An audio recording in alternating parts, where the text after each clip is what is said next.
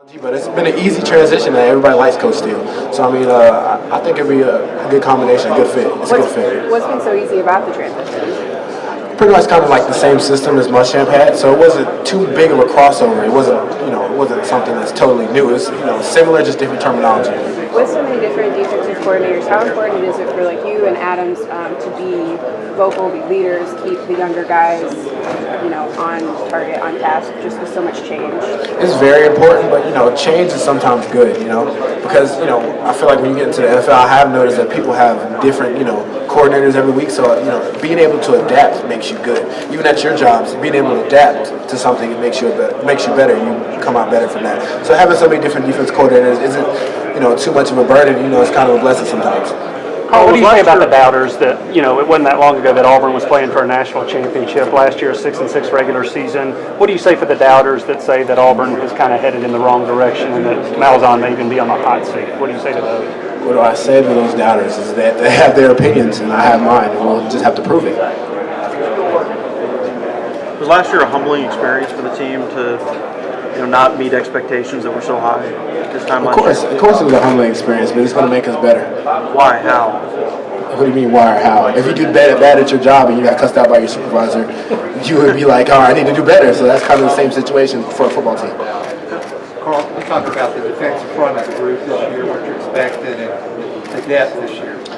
I expect everybody to play, 100%, go after the football, and we have a lot of talent. I just really expect for guys to play hard and to execute. Is this a deeper team up front on the defense than you've had in recent years? Yes, there's a lot of depth on the defensive line.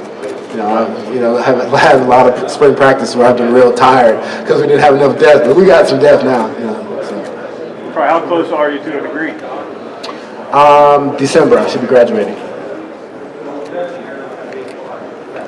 Carl, when you have the potential next year to make multiple millions of dollars as a professional athlete, how do you reconcile that when you're playing essentially for free here at Auburn?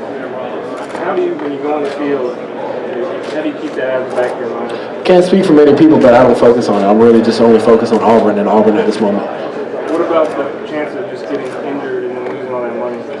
Well, I can't focus on that because I don't. Do you see me with any money? I don't have that money for sure. So, there's a lot of, every year some guys like, this guy's going to get drafted so high, and then he doesn't even get drafted, he gets drafted low. So I'm only focused on Auburn, and Auburn only right now. So when that time comes, I'll focus on that, but I'm not worried about it. You like watching film with guys. Who have you been watching lately and learning from? Khalil Mack is a monster. That dude's a monster. I also like Melvin Ingram because I like to watch guys that are, kind of similar to me. And I like to take stuff from other people that I can take stuff from because I can't go watch J.J. Watt and do some of the stuff J.J. Watt does. So I like, guys in that 6'2", 6'1", 6'3" range that I can take stuff from and learn from. What makes you similar to Melvin Ingram? Probably about arm length, get off, size, little stuff like that we do in our game. I don't really know if you understand if I told it to you, but. What are you expecting from Clemson? I mean, that's obviously such a huge game right off the bat. We're expecting to play a good team, a team that just went to the national championship. So, big expectations for that team. What do you think of Deshaun Watson? I think he's a good quarterback, just like you guys think. How did you spend your cost of attendance check last year? How did I spend my cost on food? All food? A lot of food. But, Is that the way most of the guys did with that? Or? Everybody does different things with their money, but I don't really like too many things. So food and video games is pretty much it. They don't cost that much. So. You splurge on food?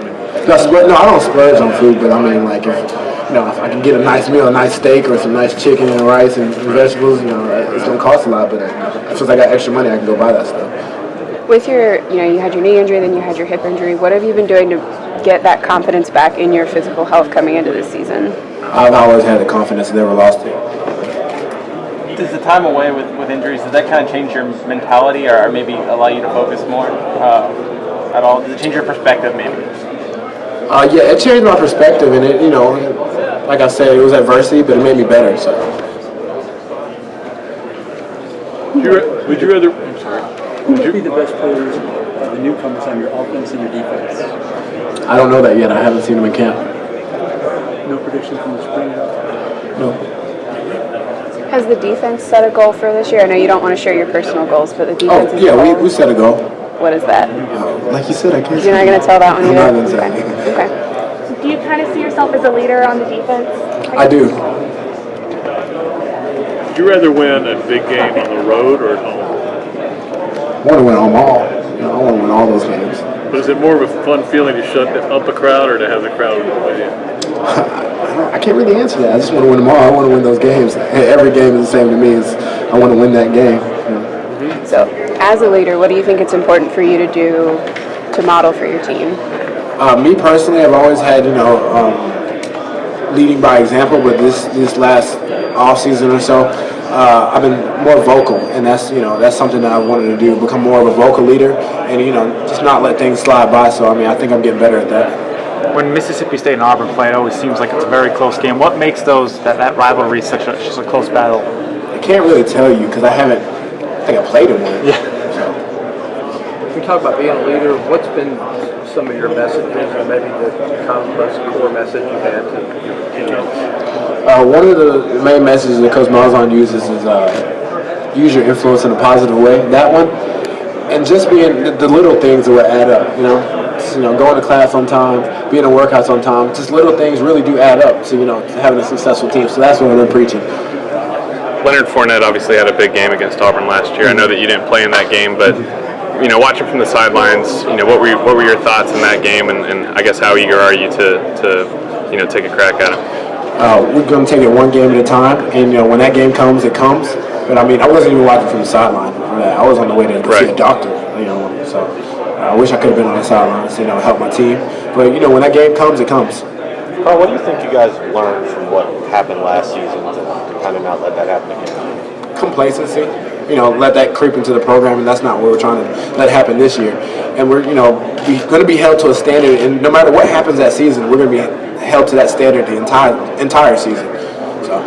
How eager are you to compete for a full season since you haven't since freshman year? I'm very eager.